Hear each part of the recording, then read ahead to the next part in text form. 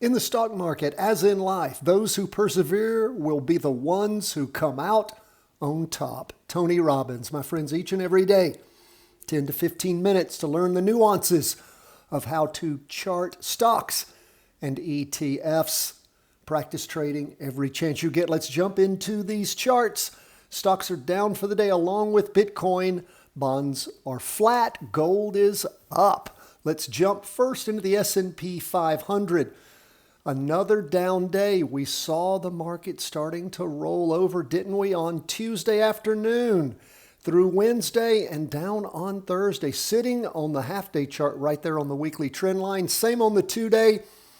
Have a green up candle for the week from what happened there on Monday and then into Tuesday morning. And then, of course, things started moving over in the afternoon on Tuesday. So where are we? Well, we're paying attention. Now, we've had some pullbacks before, haven't we? Yes, in this latest run-up, we've had a few.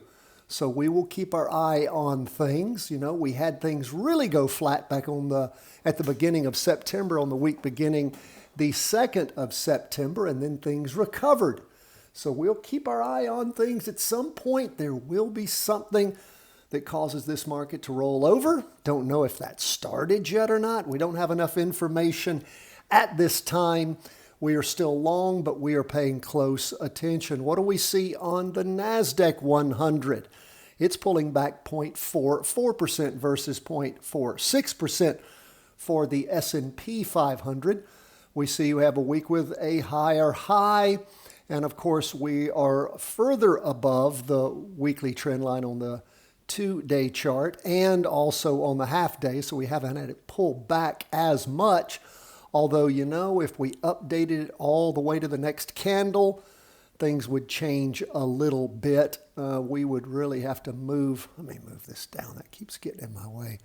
If we moved that up, I like to try to get 3 candles in there, but you can see, again, things, if we do that, we're sitting there on the 2-day. We still haven't crossed it or violated it, but things are weakening. That's what that shows us. Remember, the trend is your friend until the end.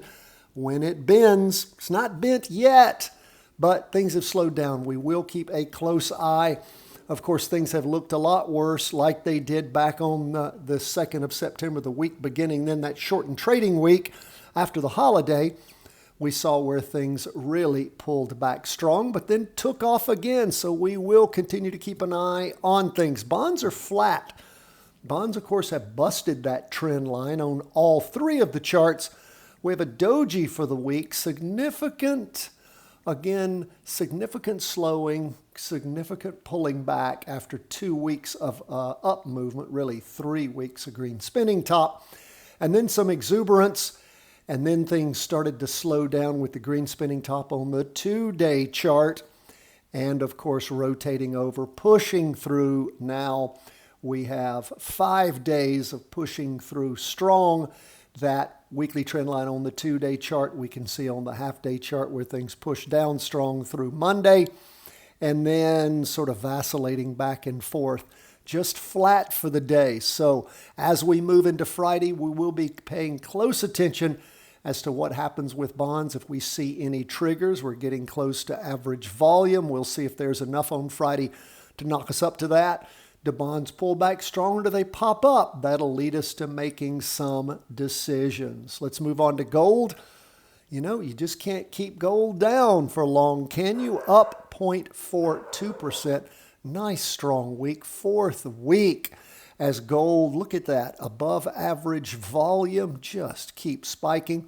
We did have gold slow down on Wednesday morning and afternoon and on Thursday morning, but then popped up on Thursday afternoon. We haven't hit the high that we were at back there on Tuesday. It looks like that was Tuesday morning. Tuesday was a good day for gold. But again, we'll keep our eye on things. We are still long gold. Now, Bitcoin, we've clearly pulled through the weekly trend line on the weekly chart, the 2-day chart, and big time on the half-day chart. You can see where Bitcoin was down in the morning, spiked further down with lots of volume in the afternoon. Bitcoin really pulling back after 2 weeks of trying to get some energy. That has gone away, down 3.67% for the day.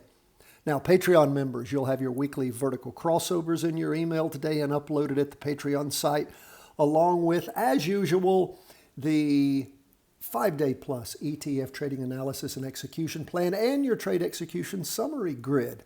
God bless, my friends. All the best from the whole team at Charting Wealth.